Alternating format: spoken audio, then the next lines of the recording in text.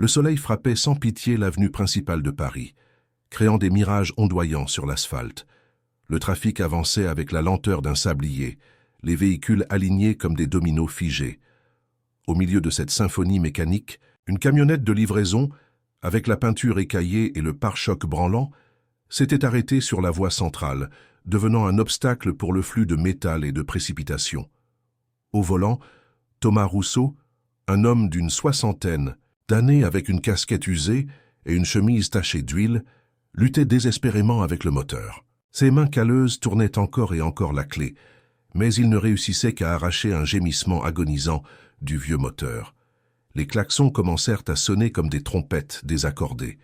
Les insultes fusaient des fenêtres des voitures voisines. Les gens dévièrent leurs véhicules autour de Thomas, avec des manœuvres brusques et des regards méprisants, comme si la pauvreté était une maladie contagieuse.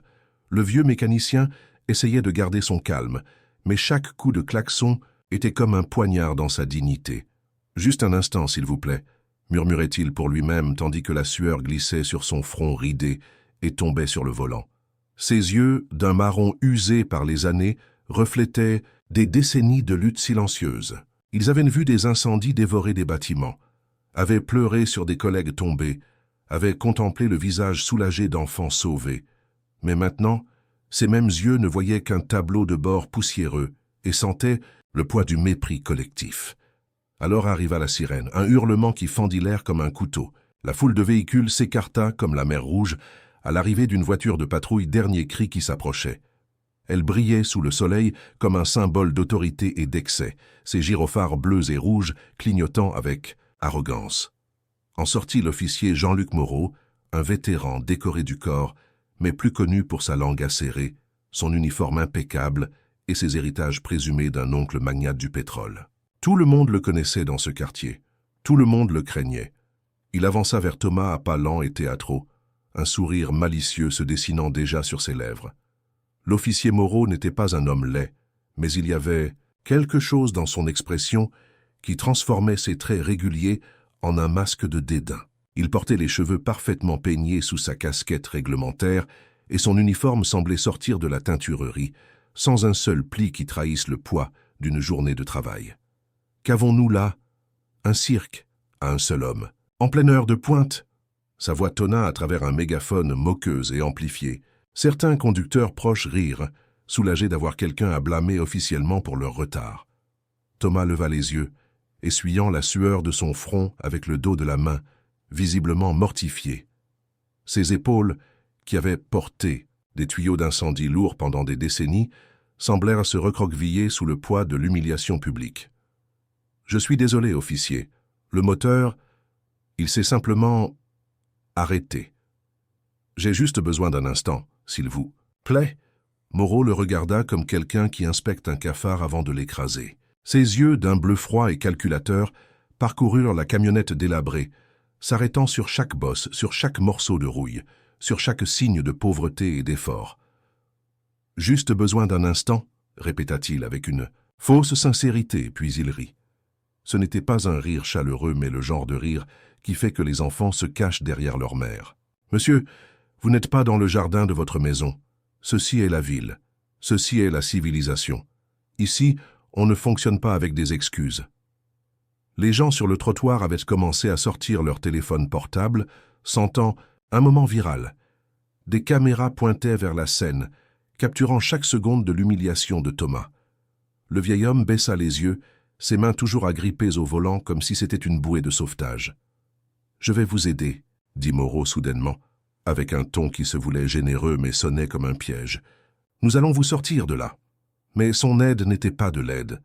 D'un mouvement brusque, il ouvrit la porte de la camionnette, aboya des ordres, et puis, comme s'il voulait divertir les spectateurs, demanda à Thomas de sortir et de pousser sa propre camionnette, pendant qu'il la dirigeait de l'intérieur. Le vieil homme hésita, ses yeux passant de Moreau à la foule de spectateurs, mais personne d'autre ne s'offrant pour aider, il obéit, ses bras tremblant alors, qu'il s'appuyait contre le capot. Chaque poussée était une lutte. Ses pieds glissaient sur l'asphalte chaud. Sa respiration devint des halètements saccadés. Les gens riaient. Certains ressentaient de la pitié. Personne n'intervenait. Finalement, la camionnette fut poussée, jusqu'au bas-côté. Moreau sortit, essuyant une sueur imaginaire de son front, son sourire plus large que jamais. « Voilà, dit-il. Maintenant, redevenez invisible. » Thomas ne répondit pas. Il inclina simplement la tête, monta dans la camionnette et essaya de reprendre son souffle. Son visage, tanné par le soleil et les années, ne montrait aucune émotion. Mais dans ses yeux, si quelqu'un s'était donné la peine de regarder de près, brûlait une flamme calme et ancienne, le genre de feu qui ne s'éteint pas avec les humiliations. Cette humiliation résonnerait bien plus fort que Moreau ne l'espérait. Ce soir-là, dans le café d'une gare routière tranquille en périphérie de la ville, Moreau entra avec son arrogance habituelle. Il commanda un café, aboya sur la jeune serveuse et s'assit à une table du coin. Son téléphone vibra. Un message de son supérieur. « Il faut qu'on parle, demain, urgent. » Étrange, pensa-t-il. Pendant ce temps, de l'autre côté de la salle, l'homme qui l'avait humilié dans la rue était assis tranquillement buvant une tasse de thé tiède. Cette fois, il était bien rasé, portait une chemise boutonnée simple et lisait un petit carnet usé. Leurs regards se croisèrent pendant une brève seconde. La reconnaissance brilla dans les yeux de Moreau, suivie de confusion. « Vous encore ?» dit-il presque amusé. « Vous me suivez maintenant ?» L'homme le regarda pendant un long moment. Ses yeux tranquilles, comme des puits profonds d'eau. « Claire, je travaille ici, » dit-il calmement. « Tous les soirs, double poste. »« C'est ça, » murmura Moreau, détournant le regard. Mais le lendemain changea tout. Le commissaire convoqua une réunion générale. Moreau arriva, agacé et encore à moitié endormi, jusqu'à ce que l'écran devant lui s'illumine avec une vidéo. Une vidéo de lui, se moquant du conducteur de la camionnette, riant pendant que l'homme poussait, ordres aboyés, rire qui résonne. « Ceci est devenu viral pendant la nuit, » dit le commissaire avec gravité. « Nous avons reçu des centaines de plaintes, parents, anciens combattants, un juge à la retraite. » Le cœur de Moreau battait fort. « Monsieur, j'essayais juste de faire circuler le trafic. » Le commissaire leva la main. « Vous savez qui était cet homme ?» Silence. « C'est Thomas Rousseau, ancien pompier. Il a sauvé 12 enfants dans une école en feu. Décoré à 2 reprises. Il a pris sa retraite après une blessure en service. Maintenant, il répare des fourgons de livraison pour joindre les 2 bouts. Et hier, il est devenu le visage de tout ce que le public déteste de ce corps. » Moreau ne pouvait pas parler. Son visage, normalement maîtrisé, était devenu un masque de choc. Ses mains posées sur la table tremblèrent légèrement. « Vous l'avez appelé invisible, » dit le commissaire froidement.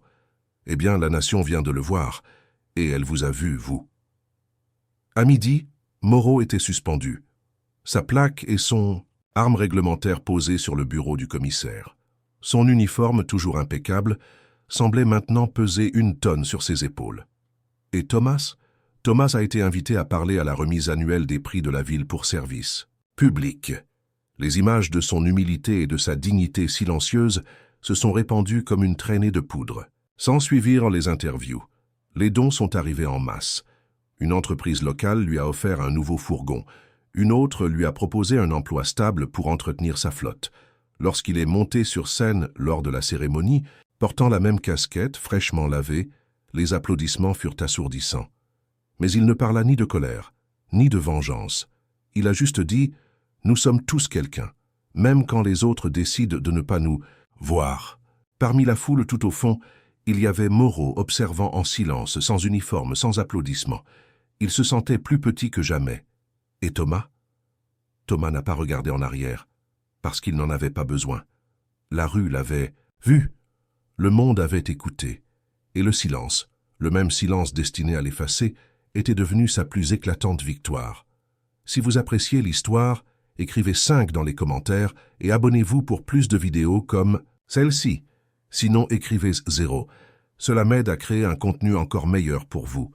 Pour continuer. Les jours suivants furent un tourbillon pour Thomas Rousseau.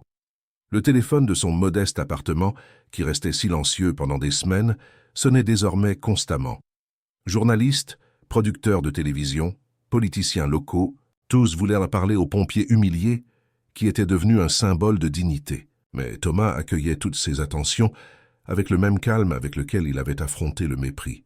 Ses mains, habituées aux outils et non au microphone, tremblait légèrement lorsqu'il parlait devant les caméras. « Je n'ai pas cherché cela, » répétait-il d'une voix douce mais ferme.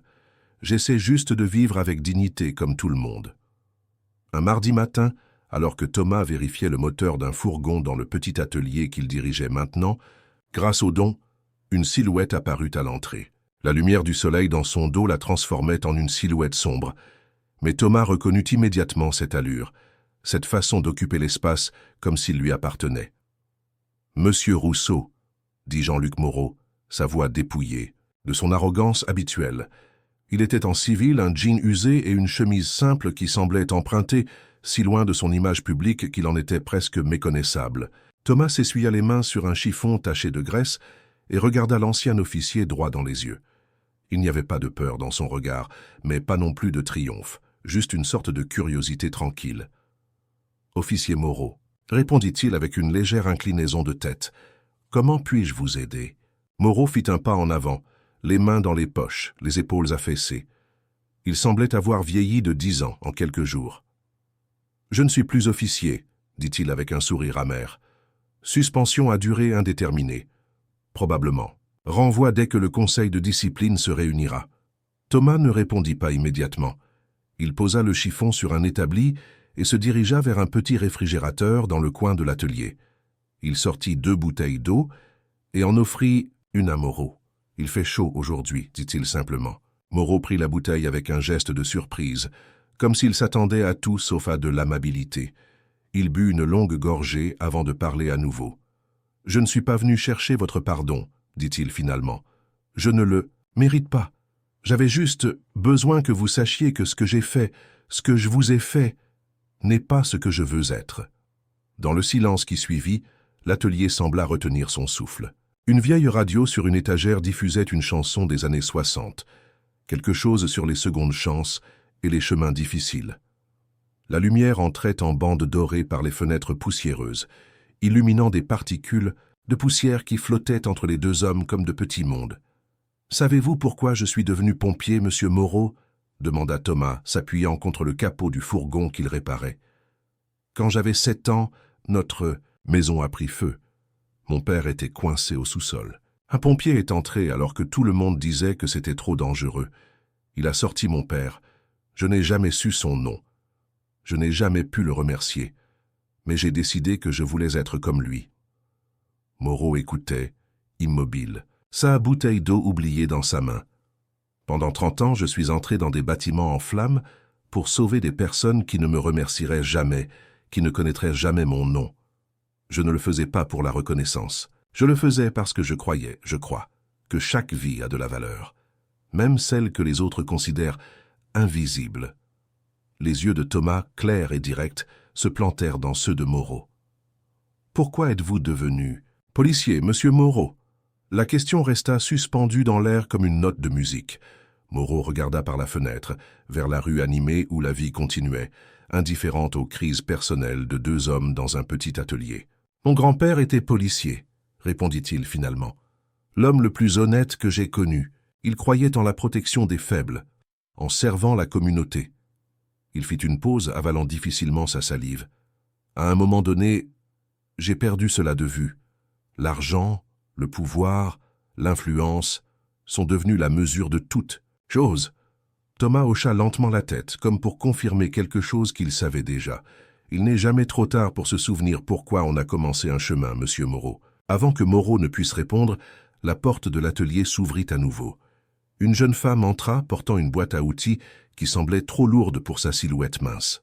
C'était Carmen, la fille de Thomas, qui avait décidé d'aider son père dans l'atelier depuis que l'incident l'avait propulsé vers la célébrité locale. Elle s'arrêta en voyant Moreau, le reconnaissant immédiatement.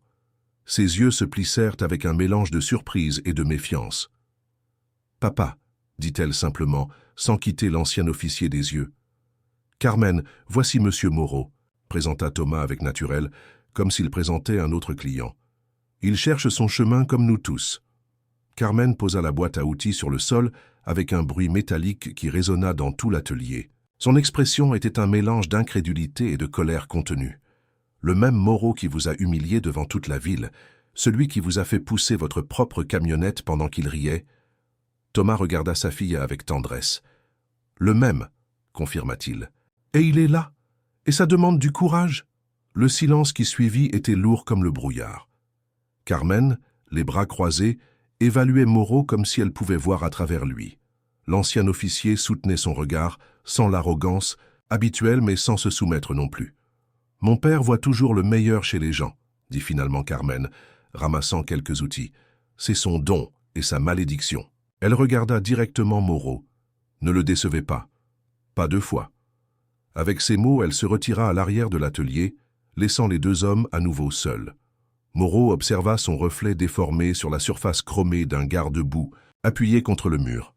Un visage qu'il ne reconnaissait plus tout à fait, fragmenté en morceaux brillants qui ne s'emboîtaient plus comme avant. « Votre fille a raison d'être prudente, » admit-il. « Les mots sont faciles, les changements sont difficiles. » Thomas s'approcha d'une vieille photographie encadrée accrochée au mur de l'atelier. Elle montrait un groupe de jeunes pompiers, souriants, avec des uniformes impeccables et l'avenir brillant dans leurs yeux. Il en désigna un jeune Thomas avec des cheveux sombres et sans les rides qui marquaient désormais son visage. C'était 3 jours avant l'incendie de l'école Saint-Mathieu. 4 de ces hommes ne sont plus avec nous. 2 sont morts dans cet incendie. Quand vous entrez dans un bâtiment en flammes, Monsieur Moreau, vous comprenez rapidement que nous sommes tous vulnérables. Nous avons tous besoin d'aide à un moment donné. Moreau s'approcha lentement de la photographie, étudiant les jeunes visages, la fierté dans leur posture, la fraternité évidente dans leur façon de se regrouper. « Il vous manque ?» demanda-t-il à voix basse. « Chaque jour, » répondit Thomas simplement, « mais je vis aussi pour eux. Je vis en essayant d'être digne de leur sacrifice. » À ce moment-là, le téléphone de l'atelier sonna, brisant l'intensité du moment. Thomas répondit, échangea quelques mots brefs et raccrocha. « Je dois aller chercher des pièces pour une réparation urgente, » dit-il, prenant les clés de son nouveau fourgon. « Vous pouvez rester si vous voulez. Carmen vous montrera où est le café. » Moreau cligna des yeux, surpris par la confiance implicite dans cette simple offre. « Vous me laisseriez ici, dans votre atelier, après, tout ?» Thomas haussa les épaules, comme si la question n'avait aucun sens. « Si vous voulez me voler, Monsieur Moreau, c'est que vous n'avez rien compris à notre conversation. Et si vous avez compris, alors il n'y a pas de problème. » Avec ces mots, il sortit de l'atelier, laissant Moreau seul avec ses pensées et le bruit distant de Carmen travaillant à l'arrière. L'ancien officier resta immobile pendant quelques secondes, traitant ce qui venait de se passer. Puis, presque sans réfléchir, il ôta sa veste, la suspendit à un porte-manteau près de la porte et se dirigea vers le fond de l'atelier. « Carmen » appela-t-il, s'éclaircissant la gorge. « Puis-je vous aider en quoi que ce soit pendant que j'attends votre père ?» La femme sortit la tête de derrière une étagère, la surprise évidente sur son visage. Elle hésita un instant, évaluant la situation, et finalement désigna une pile de boîtes sur le sol. « Il faut trier ces pièces par taille et par type. Si vous voulez vraiment aider, commencez par là. » Moreau hocha la tête et retroussa les manches de sa chemise. Alors qu'il se baissait pour commencer la tâche, une sensation étrange et nouvelle s'empara de lui. Pour la première fois depuis de nombreuses années, il ne pensait pas à lui-même, à son image, à son statut. Il était juste là, faisant quelque chose d'utile, sans attendre reconnaissance ni récompense. Et dans cette simple action, dans ce moment de service silencieux, quelque chose commença à changer en Jean-Luc Moreau. Qui aurait pu imaginer que la rencontre dans cet atelier ne serait que le début d'une histoire beaucoup plus profonde? Le destin utilise parfois des chemins inattendus pour nous emmener exactement là où nous devons être. Pendant ce temps, à l'autre bout de la ville, une tempête se préparait. Une tempête qui entraînerait bientôt Thomas et Moreau dans une situation qui mettrait à l'épreuve leurs valeurs les plus profondes et changerait leur vie pour toujours. Connaissez-vous quelqu'un qui a subi une humiliation publique et a réussi à transformer cette expérience en quelque chose de positif? Partagez votre réponse dans les commentaires. 2 semaines plus tard, les rumeurs sur l'affaire Moreau couraient dans les rues de Paris comme la pluie. Certains disaient qu'il avait été définitivement renvoyé de la police. D'autres assuraient l'avoir vu travailler comme agent de sécurité dans un supermarché. Les plus fantasques suggéraient même qu'il avait quitté la ville, trop honteux pour continuer à vivre là où tout le monde connaissait son visage et son histoire. Mais la réalité était beaucoup plus intéressante que n'importe laquelle de ces rumeurs. Chaque matin, à 7 heures précises, Jean-Luc Moreau arrivait à l'atelier de Thomas Rousseau. Il ne portait pas l'uniforme de la police, mais des vêtements de travail, des pantalons solides, des t-shirts simples et des chaussures de sécurité. Ses mains, auparavant impeccables, montraient désormais des callosités naissantes et des taches de graisse qu'aucun savon ne semblait pouvoir éliminer complètement. Il travaillait sans être payé, apprenant le métier que Thomas avait maîtrisé pendant des décennies parallèlement à sa carrière de pompier. Le reste de la journée, Moreau le consacrait à un service communautaire qui lui avait été imposé dans le cadre de sa sanction disciplinaire. Il donnait des cours de sécurité routière dans les écoles des quartiers défavorisés. Au début, les enfants l'accueillaient avec hostilité. « C'est le mauvais flic d'Internet », se murmuraient-ils les uns aux autres. Mais avec le temps, sa patience et sa nouvelle humilité commencèrent à gagner le respect des petits. Carmen continuait de l'observer avec méfiance, mais même elle dut admettre que le changement chez Moreau semblait sincère. Il ne marchait plus comme si le monde lui appartenait. Il ne parlait plus avec ce ton condescendant qui avait été sa marque de fabrique. Il écoutait maintenant plus qu'il ne parlait. Il posait plus de questions qu'il n'affirmait. Un après-midi particulièrement chaud, alors que Thomas et Moreau travaillaient ensemble sur le moteur d'une vieille Seat, le téléphone de l'atelier sonna. Carmen décrocha, écouta en silence pendant quelques secondes, puis appela son père. « C'est Madame Pilar, de la résidence pour personnes âgées Sainte-Lucie », expliqua-t-elle, couvrant le combiné avec la main. Elle dit qu'ils ont des problèmes avec le chauffage et qu'il fait très froid dans les chambres. Le technicien habituel ne peut pas venir avant demain. Thomas regarda sa montre. Presque 6 heures du soir. Il travaillait depuis l'aube sur plusieurs commandes urgentes et la fatigue pesait sur leurs épaules comme une couverture mouillée. Cependant, il connaissait bien la résidence Sainte-Lucie, un endroit modeste où de nombreux anciens passaient leurs dernières années avec plus de dignité que de ressources. Parmi eux, plusieurs anciens pompiers et policiers. « Dites-lui que j'y serai dans une demi-heure », répondit-il, s'essuyant les mains sur un chiffon. Moreau, qui avait écouté tout en ajustant une bougie, se redressa. « Je viens avec vous », offrit-il sans hésiter. 4 mains travailleront plus vite que 2. Le trajet jusqu'à la résidence se fit en silence. Thomas conduisait son nouveau fourgon, un cadeau d'une entreprise locale après que son histoire soit devenue virale. La radio fredonnait doucement une chanson de Charles Aznavour, quelque chose sur les secondes chances et la rédemption. La résidence Sainte-Lucie était un ancien bâtiment de 3 étages, avec une façade qui avait autrefois été élégante, mais qui montrait désormais le passage inexorable du temps. Madame Pilar, une petite femme énergique d'environ 70 ans, les accueillit à l'entrée avec un soulagement visible. « Béni soyez-vous, Thomas », s'exclama-t-elle. Les anciens grelottent de froid, surtout à l'étage. Pendant qu'il suivait Madame Pilar à travers des couloirs décorés de photographies en noir et blanc d'un Paris qui n'existait plus, Moreau observait les résidents, des hommes et des femmes âgés qui les regardaient passer avec des yeux pleins d'histoires non racontées. Un vieil homme en particulier attira son attention. Assis dans un fauteuil roulant près d'une fenêtre, il portait une vieille veste de pompier sur son pyjama.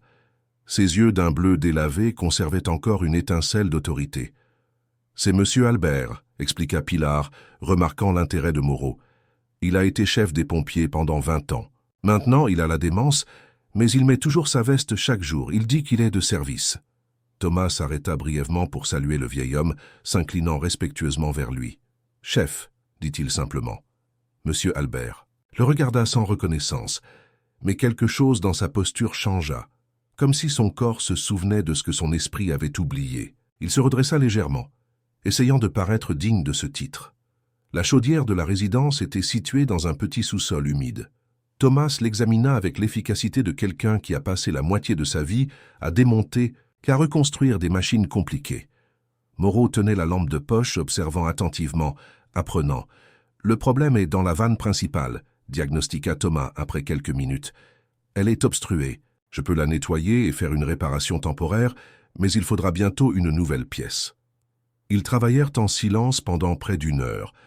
La coordination entre eux coulait avec une naturalité surprenante, comme s'ils collaborèrent depuis des années au lieu de quelques semaines. Lorsque finalement le système refonctionna et que le son réconfortant de l'eau chaude commença à circuler dans les tuyaux, Madame Pilar insista. pour qu'il reste dîner avec les résidents. « C'est le moins que nous puissions faire, dit-elle, conduisant Thomas et Moreau à la salle à manger communautaire. Le dîner à la résidence était une affaire simple. Soupe, pain, un peu de poisson et des fruits. Mais il y avait une chaleur dans cette salle à manger qu'aucun restaurant de luxe ne pouvait égaler. Les anciens mangeaient lentement, savourant non seulement la nourriture mais aussi la compagnie, les conversations, ces petits plaisirs qui, à la fin de la vie, s'avèrent être les plus importants. Moreau se retrouva assis à côté de M. Albert, qui semblait plus lucide maintenant, ou du moins plus présent. L'ancien chef des pompiers mangeait avec difficulté, ses mains tremblantes renversant occasionnellement la soupe. Sans rien dire, Moreau commença à l'aider discrètement, orientant la cuillère, rapprochant le verre quand cela était nécessaire. Il ne le faisait pas avec condescendance, mais avec le même respect qu'un soldat aiderait un général tombé. « Vous n'êtes pas pompier », dit soudain M. Albert, regardant Moreau avec une clarté inattendue. « C'est policier. » Moreau fut surpris. « Je l'étais, » répondit-il avec honnêteté. « Plus maintenant. » M. Albert hocha lentement la tête, comme s'il traitait l'information. « Je ne suis plus pompier non plus, » dit-il avec un sourire triste. « Mais ici, » il désigna sa poitrine. « Ici, je le serai toujours. » Ces mots résonnèrent en Moreau comme des cloches. Il regarda de l'autre côté de la table, où Thomas conversait joyeusement avec une vieille dame qui avait probablement été belle dans sa jeunesse. Il y avait une douceur dans ses gestes, une patience infinie dans la façon dont il écoutait ses histoires répétées, comme si chaque fois était la première. C'était la même dignité qu'il avait montrée ce jour-là dans la rue, quand Paris entier semblait s'être retourné contre lui. À la fin du dîner, alors qu'ils aidaient à débarrasser les plats, un geste que les travailleuses de la résidence ont remercié avec des sourires fatigués, Madame Pilar s'approcha, d'eux avec une enveloppe à la main. « C'est ce que nous pouvons payer pour la réparation, » dit-elle, la tendant à Thomas. Thomas regarda l'enveloppe puis la femme. Sans rien dire, il la prit et la mit dans la poche de sa chemise. Moreau l'observa avec curiosité. Il s'était attendu à ce qu'il refuse le paiement, connaissant la situation précaire de la résidence. De retour dans le fourgon, dans le silence de la nuit parisienne, Moreau ne put plus se retenir. « Je pensais que vous n'alliez pas les faire payer », commenta-t-il tandis que Thomas démarrait le moteur. Le vieil ancien pompier sourit légèrement, sortant l'enveloppe de sa poche. Il l'ouvrit et en sortit un billet de 50 €, trop pour le travail effectué, mais probablement le maximum que la résidence pouvait se permettre. « La dignité va dans les deux sens, Jean-Luc », expliqua-t-il, utilisant pour la première fois le prénom de Moreau. Ils ont besoin de sentir qu'ils paient pour un service, pas qu'ils reçoivent de la charité. Puis, sous le regard attentif de Moreau, Thomas sortit son vieux portefeuille et ajouta 3 billets de 50 € à l'enveloppe, la refermant à nouveau. « Demain, Madame Pilar trouvera cette enveloppe dans la boîte aux lettres des dons anonymes de la résidence, » dit-il simplement, rangeant l'enveloppe dans la boîte à gants. « Tout le monde conserve sa dignité et les anciens reçoivent un peu plus d'aide. Tout le monde gagne !» Moreau resta silencieux, traitant la leçon qu'il venait de recevoir. C'était un type de générosité astucieuse, pragmatique, qui respectait autant celui qui donnait que celui qui recevait. Si différent de la condescendance avec laquelle il avait lui-même traité ceux qu'il considérait comme inférieurs. « J'aimerais contribuer aussi, » dit-il finalement, sortant son propre portefeuille. Il était beaucoup plus mince qu'avant. La suspension avait considérablement réduit ses revenus. Thomas l'arrêta d'un geste doux. « Vous l'avez déjà fait aujourd'hui, avec votre temps, avec votre travail, avec la façon dont vous avez traité M. Albert pendant le dîner. » Le trajet de retour fut tranquille, mais c'était un silence confortable, le type de silence qui n'existe qu'entre des personnes qui ont commencé à se comprendre mutuellement. Quand ils arrivèrent à l'atelier, Carmen était en train de fermer. Elle fut surprise de voir les deux hommes non seulement revenir ensemble, mais converser avec une naturelle qui, quelques semaines auparavant, aurait semblé impossible. « Tout va bien à la résidence ?» demanda-t-elle, ses yeux évaluant Moreau avec moins de méfiance qu'avant. « Parfaitement, » répondit Thomas. Jean-Luc a été d'une grande aide. Quelque chose dans la façon dont son père prononça ce nom avec un respect sincère fit que Carmen regarda Moreau d'une manière différente. Pas avec de l'amitié encore, mais peut-être avec le début d'une acceptation. « Il y a du café fraîchement préparé à l'intérieur », proposa Thomas, désignant le petit bureau de l'atelier. Et il reste un peu de la tortilla que Madame Mercedes a apporté ce matin. Tous les trois partagèrent ce simple repas dans le bureau, sous la lumière jaunâtre d'une vieille lampe. La conversation s'engagea étonnamment facilement, abordant des sujets quotidiens.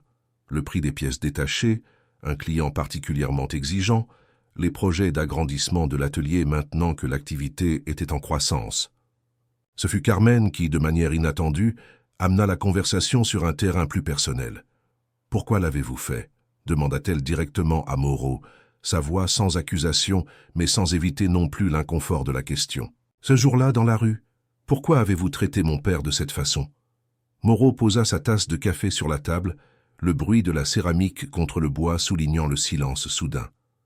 Thomas sembla mal à l'aise, mais n'intervint pas, c'était une question qui méritait une réponse. « Parce que je pouvais », répondit finalement Moreau, regardant Carmen droit dans les yeux.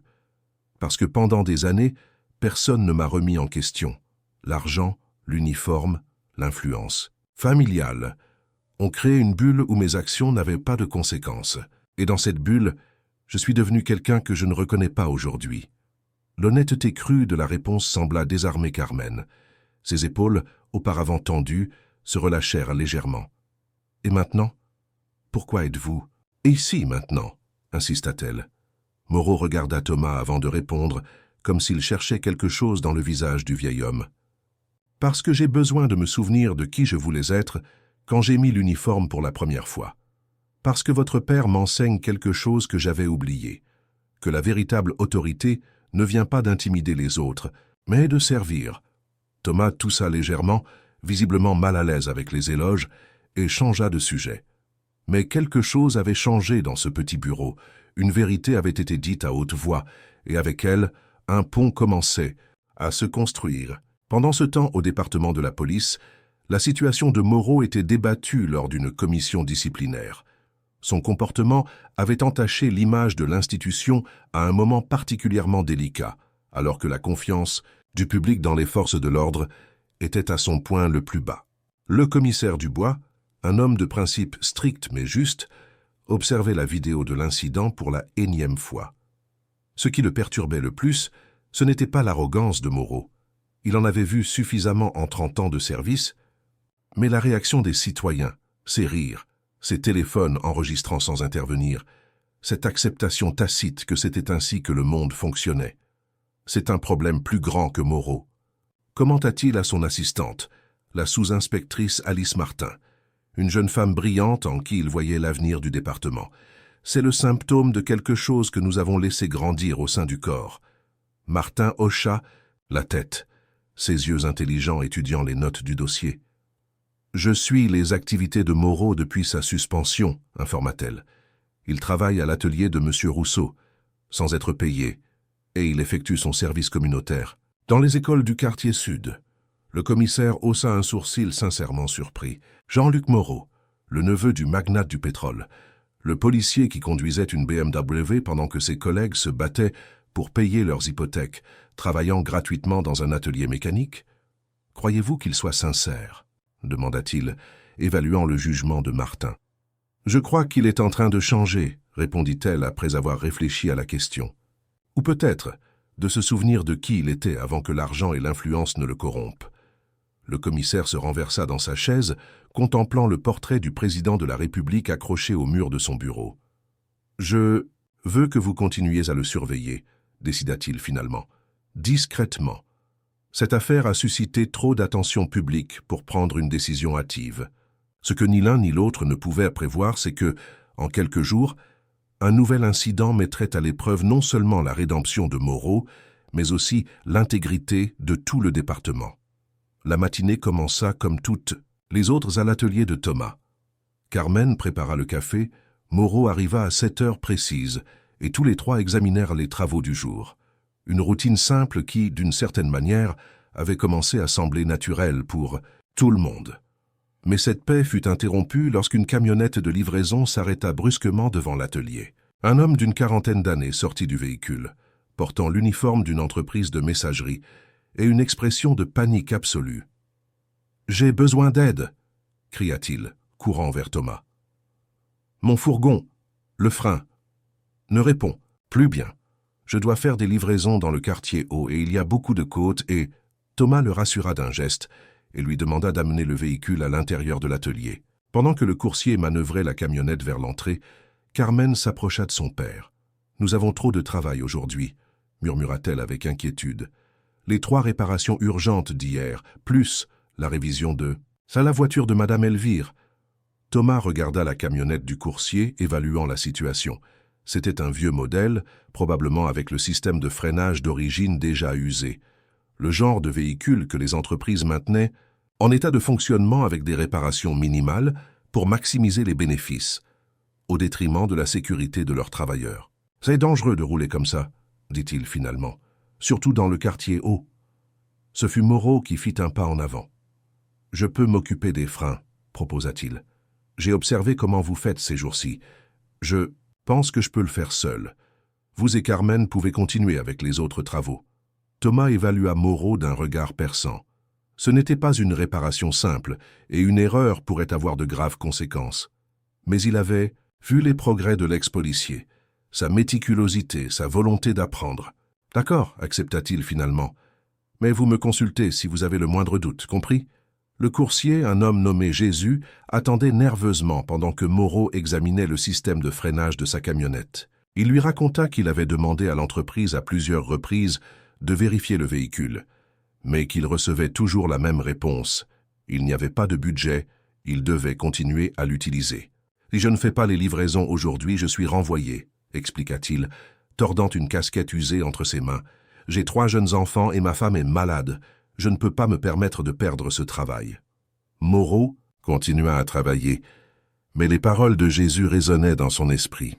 Il se souvint combien de fois il avait vu des situations similaires en tant que policier.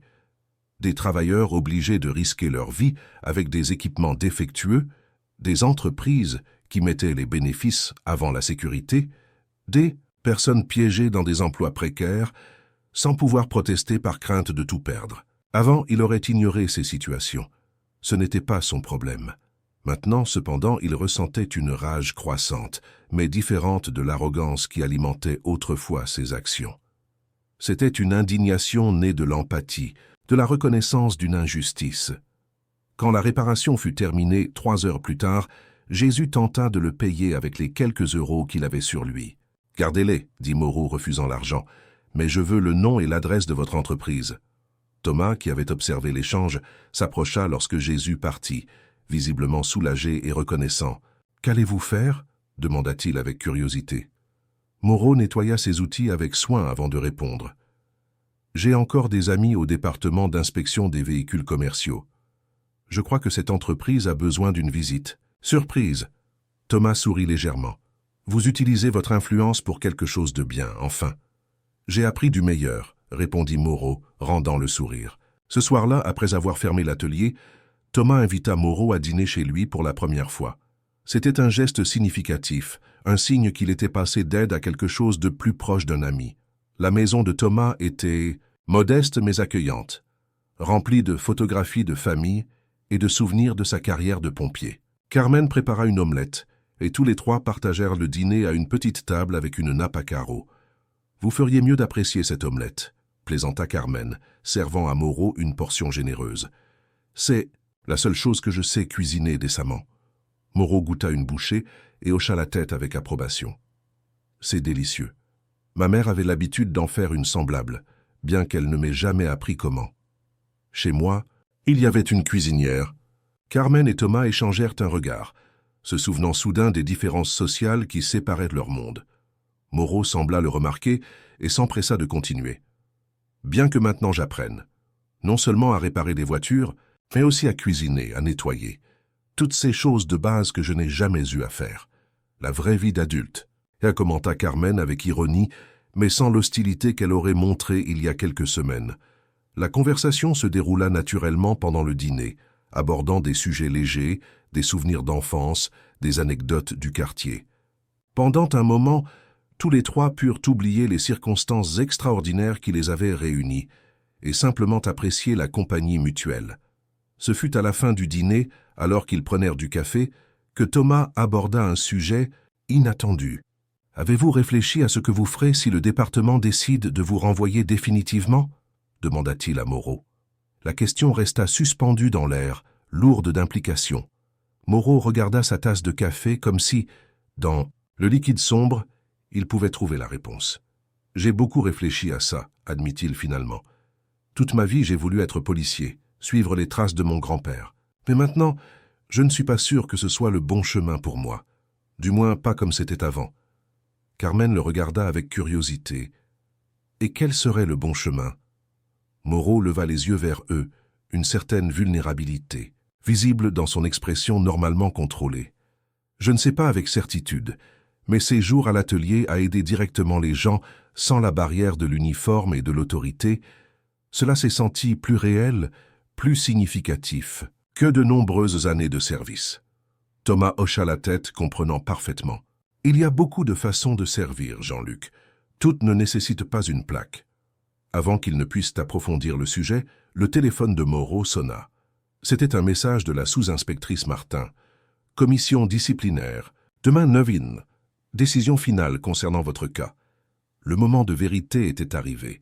Le lendemain matin se leva avec un ciel plombé qui menaçait la tempête, un reflet parfait de l'état d'esprit de Moreau alors qu'il se préparait pour la commission disciplinaire.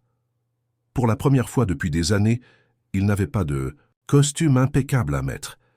Tous ses vêtements élégants semblaient maintenant des déguisements d'une vie antérieure, des masques qu'il avait utilisés pour cacher son vrai visage même à lui-même. Il opta pour une chemise blanche simple et un pantalon sombre. Pas de boutons de manchette en or, pas de montres ostentatoires, rien de la panoplie qu'il considérait auparavant comme essentielle pour projeter le pouvoir et le statut.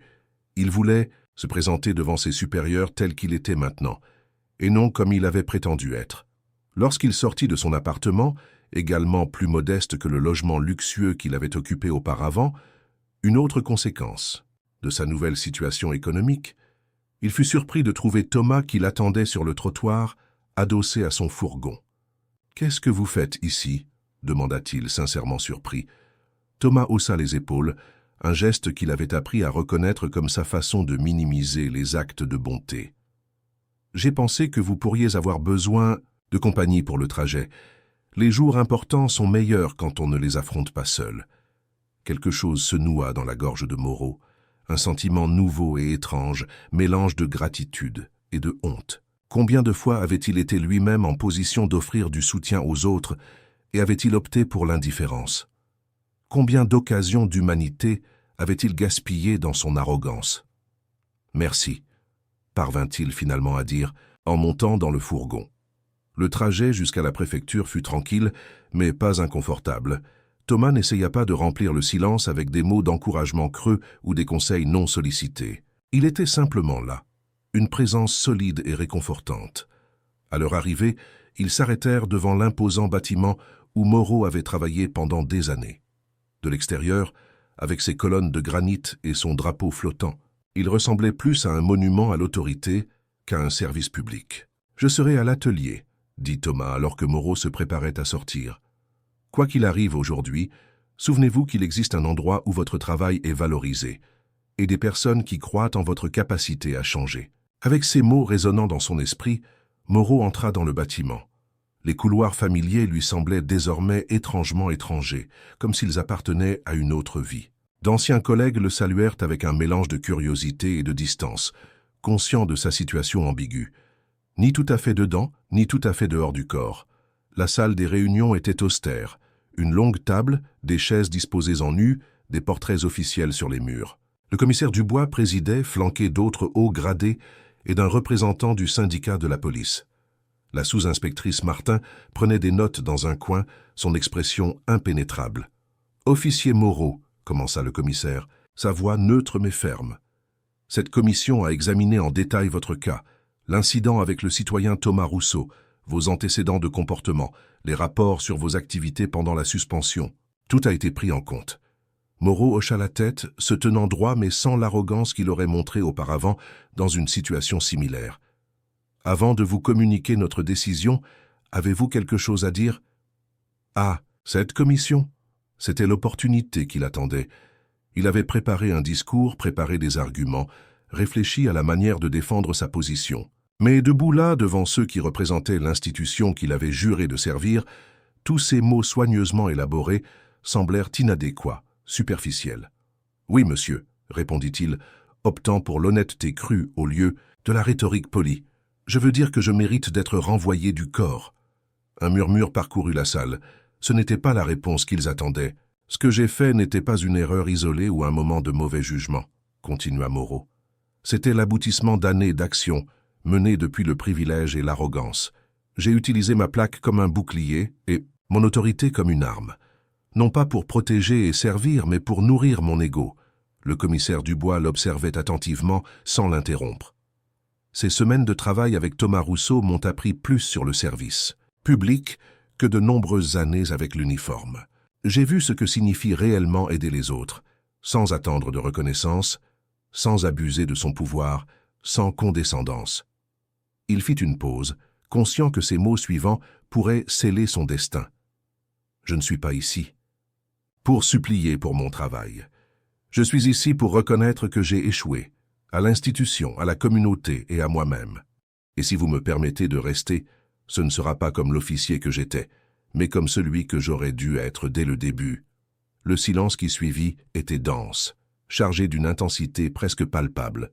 Finalement, le commissaire parla. « Officier Moreau, cette commission a décidé que vous seriez réintégré au service actif. » Moreau cligna des yeux, surpris.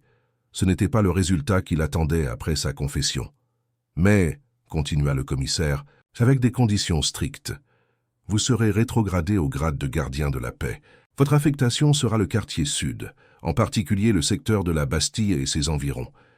Vous serez sous la supervision directe de la sous-inspectrice Martin pendant une période probatoire de 6 mois.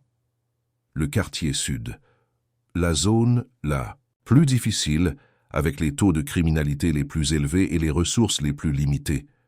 Là où les officiers novices étaient envoyés pour se faire les dents et les vétérans problématiques pour être disciplinés, où chaque jour était une épreuve de résistance physique et morale. C'était à bien des égards une seconde chance déguisée en punition. « Merci, monsieur, » répondit Moreau, acceptant la décision avec une humilité qui aurait été impensable chez l'homme qu'il était auparavant. « Je ne vous décevrai pas. » En sortant de la salle, la sous-inspectrice Martin le rejoignit dans le couloir. « Ce n'était pas une décision unanime, » l'informa-t-elle. Son ton professionnel, mais avec une pointe de complicité. « Le commissaire a dû se battre pour vous. »« Pourquoi ferait-il cela ?» demanda Moreau, sincèrement intrigué. Dubois n'avait jamais été particulièrement proche de lui, pas même lorsqu'il était au sommet de sa carrière. Martin le regarda avec un mélange de sérieux et quelque chose qui ressemblait à du respect. Parce qu'il a dit qu'un département qui ne croit pas à la rédemption ne mérite pas de porter le mot « justice » dans sa devise. Elle fit une pause significative. Et parce qu'il a reçu des rapports sur vos activités à l'atelier, depuis le début. Avec cette révélation flottant dans l'air, Martin s'éloigna, laissant Moreau traiter l'information. Avait-il été observé tout ce temps? Tout, son travail avec Thomas, son changement d'attitude, sa nouvelle humilité. Avait-il fait partie d'un test élaboré? Non. Ce qu'il avait vécu, ce qu'il avait appris était réel, indépendamment de qui observait. Quand il sortit du bâtiment, le ciel menaçait toujours la pluie, mais maintenant un rayon de soleil perçait les nuages, illuminant partiellement la place devant la préfecture. Un symbole si évident qu'il en était presque comique. Il sortit, son téléphone et appela Thomas. « Je suis réintégré », dit-il simplement lorsque l'ancien pompier répondit. « Quartier sud, grade réduit, période probatoire. »« Est-ce bien ou mal ?» demanda Thomas, le sourire audible dans sa voix. Moreau regarda le ciel changeant, considérant la question. « C'est juste, » répondit-il finalement. « Et c'est une opportunité. »« Ça mérite une célébration ?» décida Thomas. « Je passerai vous chercher. Carmen prépare sa fameuse omelette. La seule chose qu'elle sait cuisiner décemment, » plaisanta Moreau, se souvenant des mots de la jeune femme. Le rire de Thomas résonna à travers le téléphone. Exactement celle-là. En attendant, Moreau observa la ville qu'il avait juré de protéger. Paris s'étendait devant lui, immense et complexe, avec ses grandeurs et ses misères, ses luxes et ses carences, ses privilèges et ses luttes, le tout entrelacé dans un réseau de vies interconnectées, d'histoires qui se croisaient constamment, comme la sienne et celle de Thomas. Qui aurait imaginé que cette rencontre dans l'avenue, cette humiliation publique, serait le début d'une transformation aussi profonde? Qui aurait pu prédire que la personne qu'il avait le plus méprisée deviendrait son maître le plus précieux? La vie avait un sens de l'humour étrange, et parfois une sagesse qui ne se révélait qu'à travers les chemins les plus inattendus. Lorsque le fourgon de Thomas apparut au coin de la rue, Moreau sourit. Ce n'était pas la fin de son histoire, mais à peine le début d'un nouveau chapitre. Un chapitre dans lequel, pour la première fois depuis longtemps, il pouvait se sentir sincèrement fier de l'homme qui apparaissait dans le miroir chaque matin. Et avec cette certitude, il fit le premier pas vers son avenir racheté.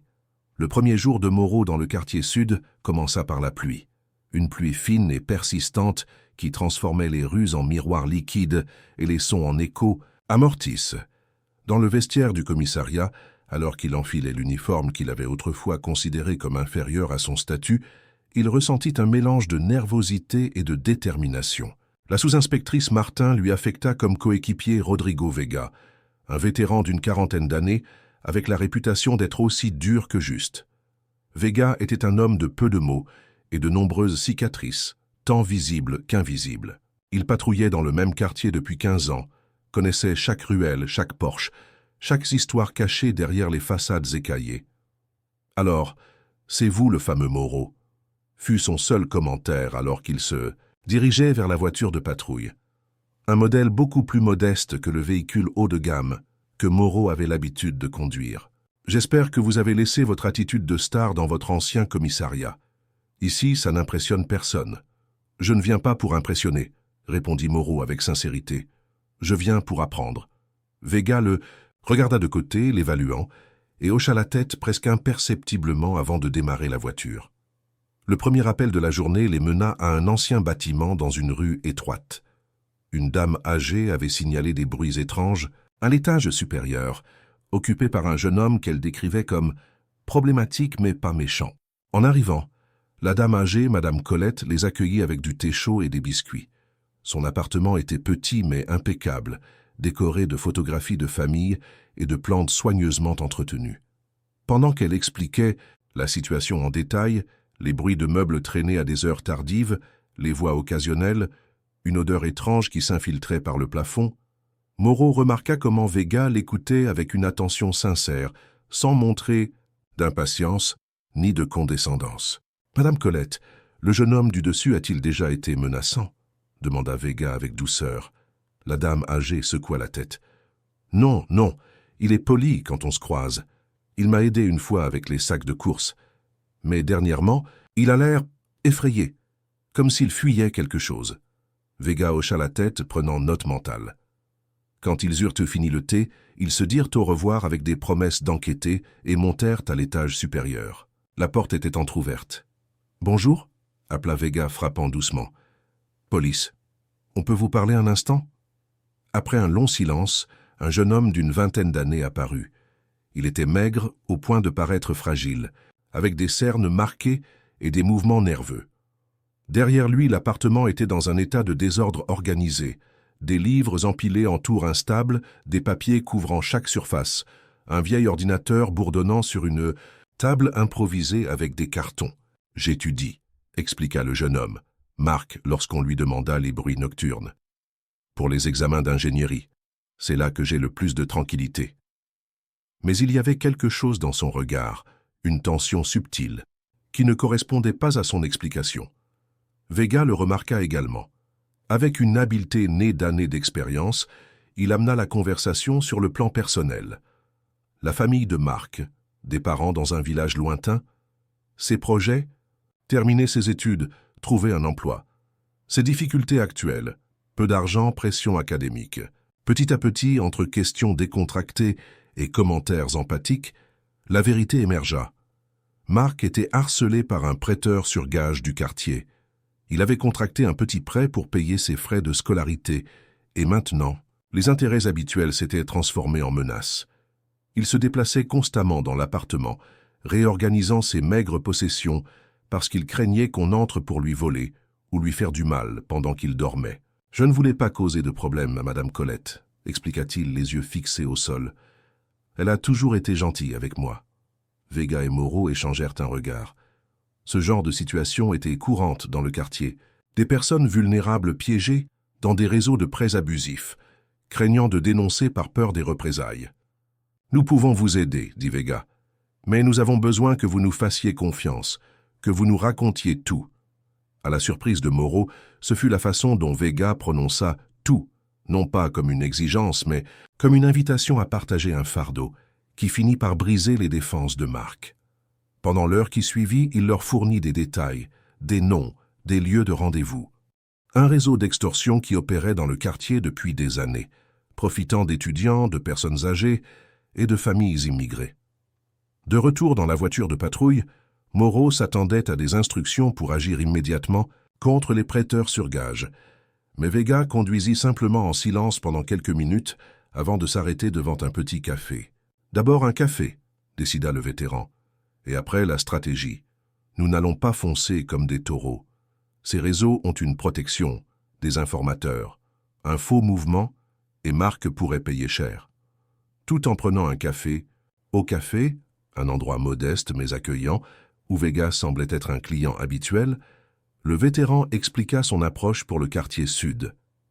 Ici, les tactiques de la force brute et les arrestations spectaculaires ne fonctionnent pas. C'est un travail de fourmi. Construire la confiance, tisser des réseaux d'information, protéger les vulnérables tout en acculant lentement les prédateurs. Moreau écoutait attentivement, reconnaissant la sagesse dans ses mots. C'était une approche radicalement différente de celle qu'il avait employée pendant ses années de service, lorsque chaque intervention était une occasion de démontrer l'autorité et la supériorité. Les gens de ce quartier n'ont pas besoin de héros ni de sauveurs, continua Vega.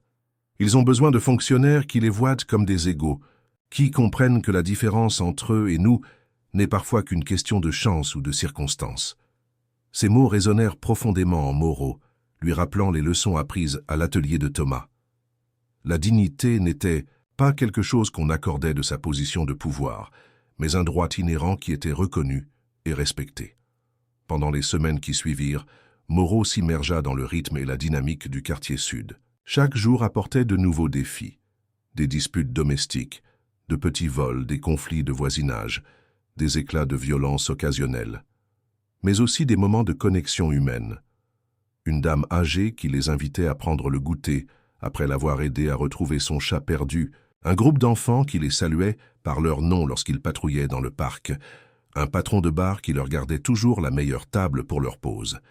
Vega s'avéra être un mentor inestimable, bien qu'il n'aurait jamais utilisé ce mot pour se décrire lui-même.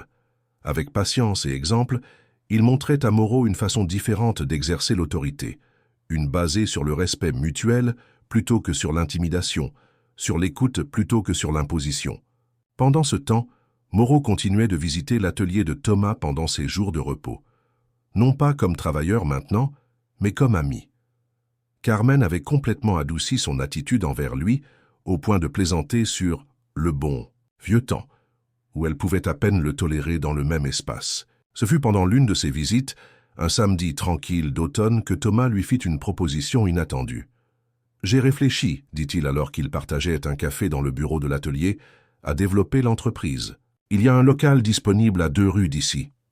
Il pourrait s'agir d'un deuxième atelier, spécialisé dans les véhicules utilitaires. » Moreau hocha la tête, pensant au bien-être de Thomas depuis que son histoire était devenue virale. La demande de ses services avait tellement augmenté qu'il devait souvent refuser des travaux. « Ça ressemble à une grande opportunité, » commenta-t-il. « Le problème, continua Thomas, c'est que je ne peux pas être à 2 endroits, à la fois. Et Carmen commence ses études d'ingénierie en janvier. » Il fit une pause, comme s'il réfléchissait attentivement à ces mots suivants. « Je me demandais peut-être, quand vous aurez terminé votre période probatoire à la police, si vous décidez que ce chemin n'est plus fait pour vous. Le local serait disponible. L'entreprise serait à vous, avec mon mentorat et mon soutien, bien sûr. » La proposition resta en suspens entre eux, aussi inattendue que significative. Ce n'était pas seulement une offre d'emploi ou d'affaires, c'était une porte vers une vie complètement différente. « Je ne sais pas quoi dire, » répondit honnêtement Moreau. « C'est très généreux, mais... » « Pourquoi ?» Thomas sourit, ce sourire tranquille qui semblait contenir des décennies de sagesse, parce que vous avez prouvé que vous pouvez changer, parce que vous avez de bonnes mains et un meilleur cœur, et parce que je crois que nous méritons tous la possibilité de nous reconstruire. » Moreau ne donna pas de réponse immédiate, et Thomas ne l'exigea pas. Tous deux comprirent que c'était une décision qui demandait du temps et une profonde réflexion. Ce soir-là, de retour dans son appartement, Moreau contemplait les deux trajectoires qui s'ouvraient désormais devant lui. D'un côté, la carrière policière qui avait toujours été son identité, désormais transformée par de nouvelles perspectives et de nouveaux objectifs. De l'autre, un chemin complètement différent. Un atelier à lui, du travail manuel, un service direct à la communauté sans l'autorité de l'uniforme. Sa réflexion fut interrompue par un appel de Vega. L'enquête sur les prêteurs sur gage avait porté ses fruits. Ils avaient suffisamment d'informations pour une opération coordonnée. Ils voulaient que Moreau participe, étant donné sa connaissance de l'affaire depuis le début. « Ce sera demain à l'aube », informa Vega. « La sous-inspectrice Martin dirigera personnellement l'opération. » Le lendemain matin, tandis que l'équipe se préparait aux arrestations simultanées, Moreau observa le visage concentré de Martin pendant qu'elle donnait les dernières instructions. Il y avait une intensité en elle, un engagement qui dépassait le devoir professionnel. « Rappelez-vous, conclut-elle, que notre objectif principal est de démanteler tout le réseau, et pas seulement de capturer les pions visibles, et surtout de garantir la sécurité des victimes qui nous ont fait confiance. » L'opération se déroula avec une précision chirurgicale. 5 arrestations à différents endroits du quartier, la saisie de documents qui révélaient l'étendue du réseau, la récupération d'objets volés comme garantie de prêts non remboursés. Parmi les personnes arrêtées figurait un fonctionnaire municipal qui facilitait les permis et faisait taire les dénonciations en échange de pots de vin. Quand tout fut terminé, alors que les détenus étaient interrogés au commissariat, Vega s'approcha de Moreau. « Marc est en sécurité », l'informa-t-il. Martin a organisé une protection pour lui et les autres plaignants. Moreau hocha la tête, ressentant une satisfaction tranquille très différente de l'adrénaline et de l'ego qui accompagnait autrefois ses opérations réussies. Cette fois, le succès se mesurait en vie améliorée et non en statistiques ou en reconnaissance. C'était du bon travail, commenta Vega, ce qui, pour lui, équivalait à un éloge enthousiaste. « Grâce à votre approche, » répondit Moreau avec honnêteté. « Si nous avions agi précipitamment lorsque Marc nous a raconté sa situation, nous aurions capturé un prêteur sur gage et alerté le reste du réseau, » compléta Vega. « Et nous aurions probablement empiré la situation de Marc. » Ce soir-là, après avoir terminé la paperasse, Moreau décida de rentrer chez lui à pied au lieu de prendre le métro. Il avait besoin de temps pour réfléchir, pour traiter non seulement les événements de la journée, mais aussi les décisions qu'il devait prendre concernant son avenir. Les rues du quartier sud avaient une beauté différente au crépuscule, non pas l'opulence des quartiers riches où il avait vécu auparavant, mais une vitalité authentique, de petits commerces qui fermaient, des voisins discutant au coin, des rues, des enfants jouant les dernières parties avant d'être appelés à dîner. C'était un tissu social complexe et résilient, construit sur de véritables relations humaines plutôt que sur des transactions ou des apparences. En passant devant une boulangerie, le patron le salua par son nom. Une dame âgée qui promenait, son chien lui sourit et demanda des nouvelles de ce collègue très sérieux qui vous accompagne toujours. Un groupe d'adolescents qui, quelques semaines auparavant, l'aurait accueilli avec hostilité, hocha simplement la tête en signe de reconnaissance. Il faisait partie de cet endroit, de cette communauté. Il n'était plus l'officier Moreau qui passait au-dessus ou à travers les gens, mais Jean-Luc, un fonctionnaire qui marchait à leur côté. Et ce fut là, au milieu de cette rue modeste mais vibrante, que Moreau eut une épiphanie. Il n'avait pas besoin de choisir entre les deux chemins qui s'ouvraient devant lui. Il pouvait les parcourir tous les deux à sa manière. Il sortit son téléphone et appela Thomas. « À propos de votre offre, » commença-t-il. « Avez-vous pris une décision » demanda l'ancien pompier, sans pression dans sa voix. « Oui et non » répondit Moreau. « Je veux l'atelier, mais pas pour quitter la police.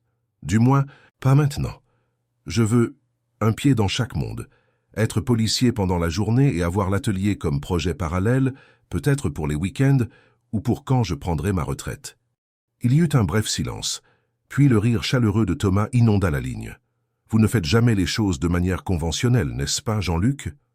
J'ai appris du meilleur, répondit Moreau, souriant également. Nous pouvons y arriver, assura Thomas. En fait, je crois que c'est parfait. Un policier qui est aussi mécanicien, vous comprendrez mieux les deux mondes. Lorsqu'il raccrocha, Moreau continua son chemin d'un pas léger, sentant que pour la première fois depuis longtemps, peut-être pour la première fois de sa vie, il était exactement là où il devait être, en train de faire exactement ce qu'il devait faire. Le cercle commençait à se refermer. L'humiliation publique qu'avait subie Thomas, transformée en leçon d'humilité pour Moreau, l'arrogance du policier millionnaire, transformée en service véritable. Le mépris, sublimé en respect mutuel et finalement en amitié. Ce n'était pas une fin mais un nouveau commencement. Pour les deux. 6 mois plus tard, par un après-midi printanier qui inondait Paris d'une lumière dorée, l'atelier Rousseau & Moreau ouvrait officiellement ses portes. Situé dans une rue tranquille mais bien desservie, le local avait été soigneusement rénové pour conserver son caractère traditionnel tout en intégrant une technologie moderne. L'inauguration était un événement modeste mais joyeux. Voisins, clients réguliers de l'atelier d'origine, collègues du corps de police, tous se mêlaient dans une ambiance festive, partageant des tapas et du vin français. Carmen, désormais étudiante à l'université, mais toujours impliquée dans l'entreprise familiale pendant ses heures libres, se déplaçait parmi les invités avec des plateaux de jambon de pays découpés par son père. Dans un coin tranquille, à l'écart de l'agitation principale, Thomas et Moreau contemplèrent le fruit de leur collaboration. Au-dessus de l'entrée de l'atelier était accroché un panneau de bois sculpté. Rousseau & Moreau, réparation avec dignité et respect. C'est une bonne devise, commenta Moreau, admirant le travail artisanal de l'enseigne, l'œuvre d'un client reconnaissant qui avait insisté pour en faire don comme cadeau d'inauguration. Ça fonctionne autant pour un atelier que pour un commissariat, répondit Thomas avec un sourire. La période probatoire de Moreau dans la police s'était achevée avec succès 1 mois plus tôt. Non seulement il avait été confirmé dans son poste, mais on lui avait proposé de coordonner un nouveau programme de liaison communautaire dans le quartier sud, inspiré en partie par l'approche qu'il avait adoptée sous le mentorat de Vega. Pendant ce temps, l'atelier serait géré principalement par François, un mécanicien expérimenté que Thomas avait embauché, Moreau y travaillant pendant ses jours de repos et certains après-midi après son service de police. Ce n'était pas un arrangement conventionnel, mais jusqu'à présent, cela fonctionnait étonnamment bien. Je n'aurais jamais imaginé que nous en serions là, dit Thomas, son regard parcourant l'espace rempli de monde, s'arrêtant sur Carmen qui discutait maintenant vivement avec la sous-inspectrice Martin. Ce jour-là, sur l'avenue, ce fut le pire jour de votre vie, compléta Moreau. Et peut-être le meilleur, corrigea Thomas. Ou du moins, le début de quelque chose de mieux. Avant qu'ils ne puissent approfondir cette conversation, ils furent interrompus par l'arrivée d'un invité inattendu. Le commissaire Dubois, accompagné de M. Albert, l'ancien chef des pompiers de la résidence Sainte-Lucie, désormais assis dans son fauteuil roulant, mais affichant une dignité indéniable dans son uniforme de gala. « J'espère ne pas vous déranger, » dit le commissaire, un homme normalement austère, qui semblait aujourd'hui inhabituellement détendu dans son costume civil. « Pas du tout, monsieur, » répondit Moreau, s'habituant encore à voir son supérieur en dehors du cadre officiel. « C'est un honneur de vous avoir ici. » Monsieur Albert, qui avait des jours avec et sans en raison de sa lutte contre la démence, semblait aujourd'hui parfaitement lucide. Ses yeux, encadrés de rides profondes, brillaient d'intelligence et de mémoire. « Un atelier et un commissariat », commenta-t-il, sa voix rauque mais ferme. « 2 façons de servir. Cela me rappelle mon époque, quand les pompiers et les policiers n'étaient pas seulement des fonctionnaires, mais faisaient partie de la communauté. » Thomas hocha la tête, reconnaissant la sagesse de ses mots. « C'est exactement ce que nous voulons retrouver, chef. » Le commissaire observait l'interaction avec intérêt. « Moreau, dit-il finalement, quand j'ai autorisé votre réintégration, j'avais des doutes.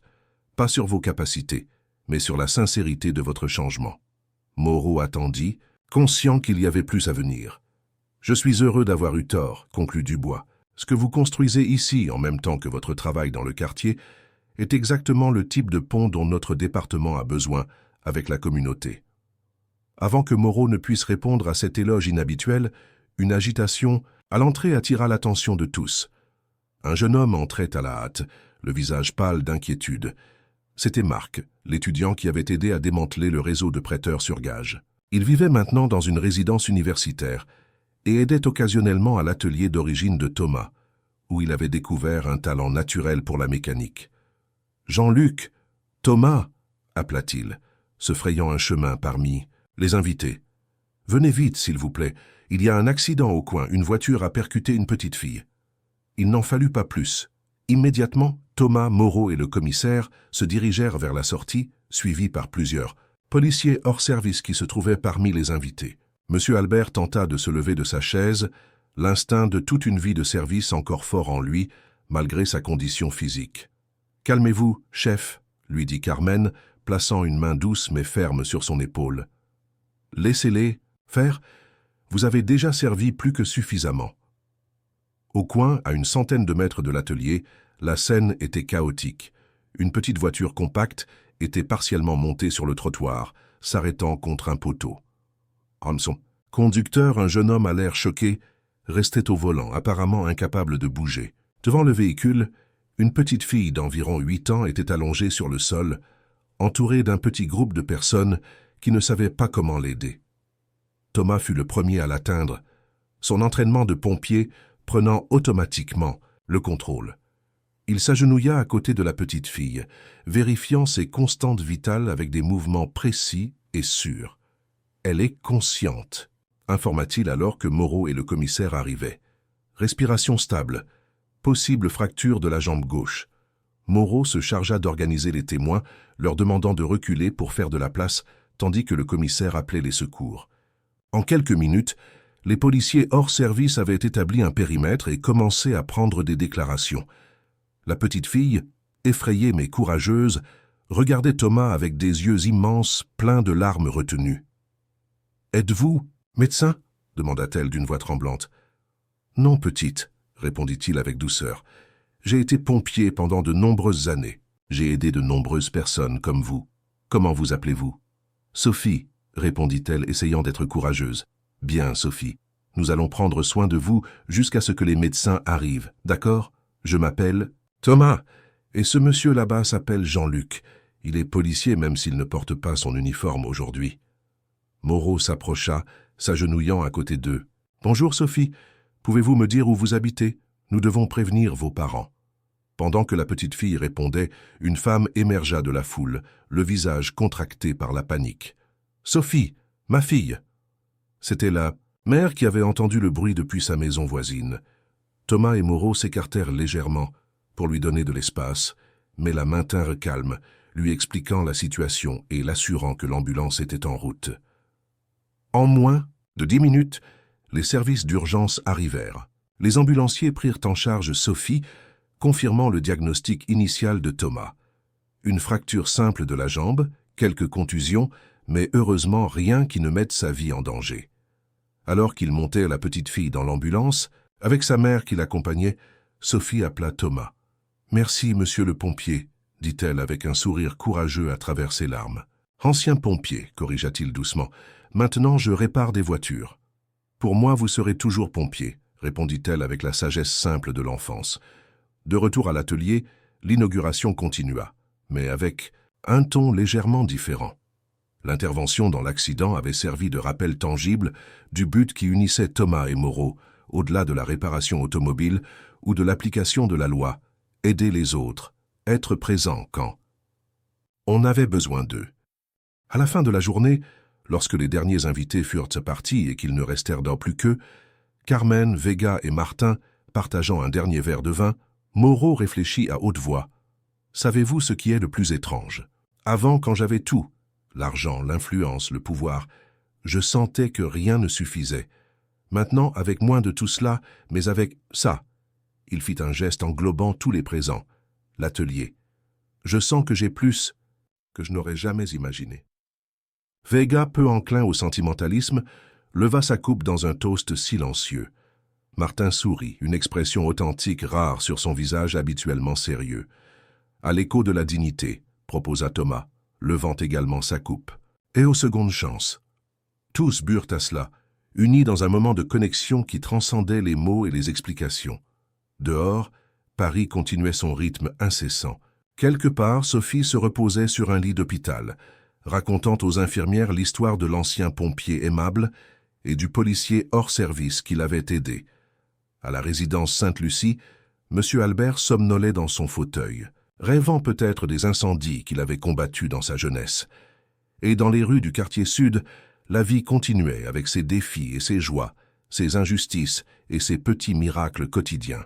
Pour Thomas et Moreau, ce n'était que le début d'une collaboration qui transcendait le professionnel, une amitié forgée dans le feu de l'adversité et trempée dans la reconnaissance mutuelle de la dignité inhérente à chaque être humain. Le millionnaire arrogant et le conducteur humilié avaient disparu, transformés par le pouvoir guérisseur du respect, de l'empathie et du service véritable. À leur place, il restait deux hommes déterminés à se souvenir, chaque jour, que nous sommes tous quelqu'un, même quand les autres décident de ne pas nous voir. Et dans cette connaissance partagée résidait une force plus puissante que n'importe quelle richesse ou autorité, la capacité humaine à changer, à grandir, à se racheter, à transformer même nos moments les plus sombres en opportunités pour une lumière nouvelle et plus brillante. Félicitations, écrivez 9 dans les commentaires pour me faire savoir que vous êtes restés jusqu'à la fin avec moi. Merci d'avoir regardé et à l'histoire de demain sur cette même chaîne.